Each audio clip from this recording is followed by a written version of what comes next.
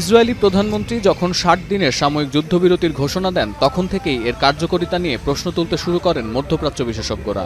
বিশেষ করে বিশ্বস্ততার প্রশ্নে হিজবুল্লাহ বা ইসরায়েল কাউকেই ভরসা করা যায় না এমন মন্তব্য করেন তারা। বৃহস্পতিবারও একে অন্যের বিরুদ্ধে যুদ্ধবিরতির অভিযোগ এনে বিশ্লেষকদের আশঙ্কাকে সত্য প্রমাণ করতে মরিয়া উভয় পক্ষের যোদ্ধারা।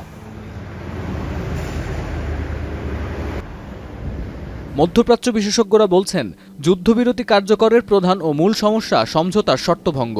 ইসরায়েলের দক্ষিণাঞ্চলের গুদামে রকেট হামলায় হিজবুল্লাহ সম্পৃক্ততা ছিল। নেতানিয়াহু প্রশাসনের এমন অভিযোগ প্রমাণ হলে বলাই যায় হিজবুল্লাহ যুদ্ধবিরতির শর্ত মানছে না।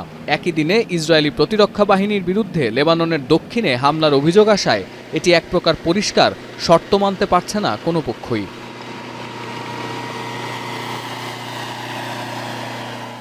ইসরায়েল বা হিজবুল্লাহ কোনো পক্ষই কাউকে বিশ্বাস করেন না। বিশ্বাসযোগ্যতার অভাবও এই যুদ্ধবিরতি কার্যকরে অন্যতম প্রধান অন্তরায় হতে যাচ্ছে, এমনটাই ভাবছেন মধ্যপ্রাচ্য বিশেষজ্ঞরা। এছাড়া যুদ্ধক্ষেত্রের সবশেষ তথ্য পর্যালোচনার জন্য লেবানিজ সেনাবাহিনীকে কতটা বিশ্বাস করবেন নেতানিয়াহু সে প্রশ্ন থেকেই যাচ্ছে।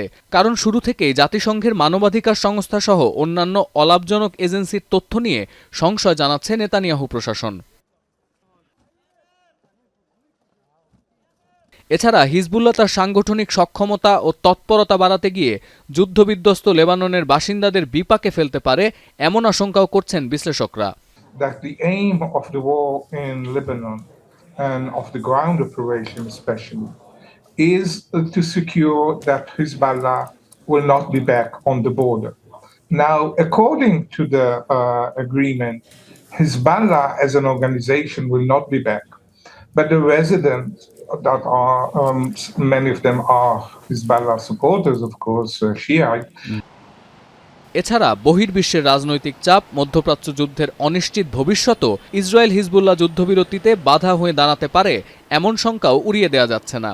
বিশেষ করে ইয়েমেনের হুথি বা ফিলিস্তিনের হামাসের তৎপরতার ওপরেও এই যুদ্ধবিরতির ভবিষ্যৎ নির্ভর করবে বলে মনে করছেন বিশ্লেষকরা। সতীর্থ কর্মকার, এখন বিশ্ব। শিয়া বাটার ও ভিটামিন ই সমৃদ্ধ lily glam beauty soap. Lily, always beautiful.